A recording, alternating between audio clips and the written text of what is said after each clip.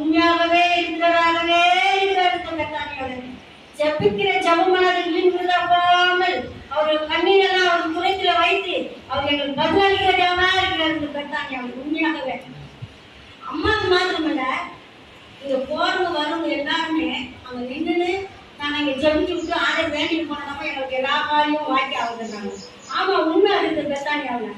அது கூட அந்த கொரோனாவில் கூட வந்து பயங்கரமான எவ்வளோ இந்த திருவண்ணாமலை கொரோனா எல்லாம் இருக்குது. இந்த இடத்துல வந்து டாக்டர்ஸ் எல்லாம் கூடி எல்லாரும் இந்த வீட்டு மாதிரி போட்டு எல்லா இன்ஜெக்ஷன் மருந்து எல்லாமே கொடுத்துருந்தாங்க.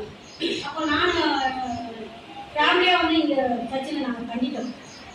அப்போ தங்கும்போது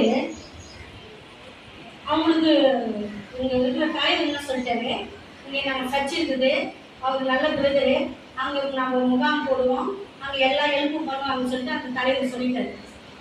அதனால நாங்கள் எல்லாமே ஹெல்ப் பண்ணோம். மாதம் வந்து இந்த மெயின் டோர் மட்டும் நாங்கள் திறக்கவே இல்லை. அந்த கிச்சன் வழியாகவே நாங்கள் திறந்துருக்கோம்.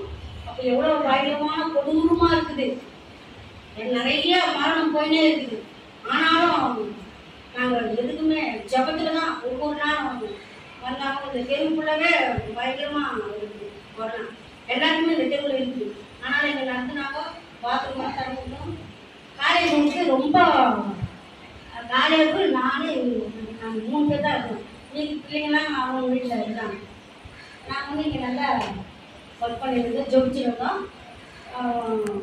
ஆன்லைனில் மெசேஜ் எல்லாம் கொடுத்துன்னு வந்தோம். ஒரு நாள் கூட நாங்கள் வீணாக பண்ணல.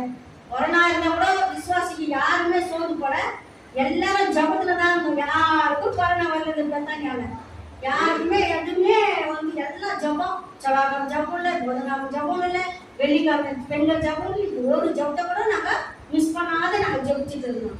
ஆனாலும் நான் வந்து ஒரு 6 வருஷத்துக்கு முன்னாடி அண்ணா நகரில் வந்து எனக்கு ஒரு ஆக்சிடென்ட் ஆகிடுச்சு, கார் ஆக்சிடென்ட்டு. அது ஒரு பையன் பைக்கில் இட்டுன்னு போனான். அம்மா கோயம்புத்தூர் பக்கத்துலேயே இருக்குது, வாமா போய் காய்கறி வாங்கிட்டு வந்துடலாம் அப்படின்னு சொன்னான். சரிப்பா, நான் வரம்பா, எனக்கும் ஆசை இருப்பா, மார்க்கெட்டெல்லாம் பார்க்கலன்னா இட்டுன்னு போயிட்டு அலெக்சாண்டர் நான் ஒரு பேக்கை வந்து வச்சுட்டான், விழுந்துட்டோம். அப்போ இந்த பேக் சைடில் அடிப்படிச்சு இன்னும் கூட அந்த வலி இருக்குது. ஆனால் ஆண்டவர் பயப்பட்டுருவாரு. அந்த கொரோனாவில் ரொம்ப எனக்கு வலி ஆகிடுச்சு. நான் இந்த இடத்துல ரொம்ப ஹாஸ்பிட்டலுக்கு போனாலும் பயமாக இருக்குது. இதுக்கு ட்ரீட்மெண்ட் பார்த்துக்கல, ஒரு இட்லி கூட சாப்பிட முடியாது.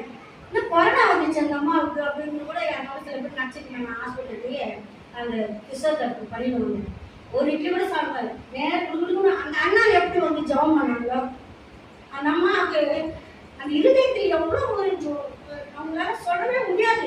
அவங்க மனம் அவ்வளோ நொந்து போய் வேதனோடு விண்ணப்பம் பண்ணியிருப்பாங்க அந்த அண்ணா ஒரு சபையில.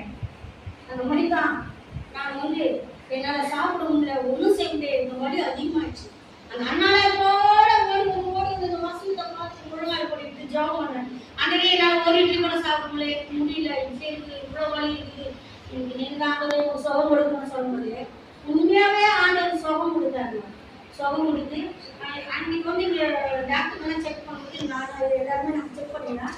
எனக்கு எந்த கொரோனாவில் ஒன்றும் இல்லை. ஆனாலும் நான் அவங்களால இருந்து நிறைய மாத்திரை வாங்கிக்கிறேன். யாரெல்லாம் வந்து மாத்திரை கொடுக்கலாம். ஏன்னா இங்கே வரங்கெல்லாம் வந்து இங்கே வந்து கூட்டிகிட்டு இருந்தாலும் அந்த இடத்துல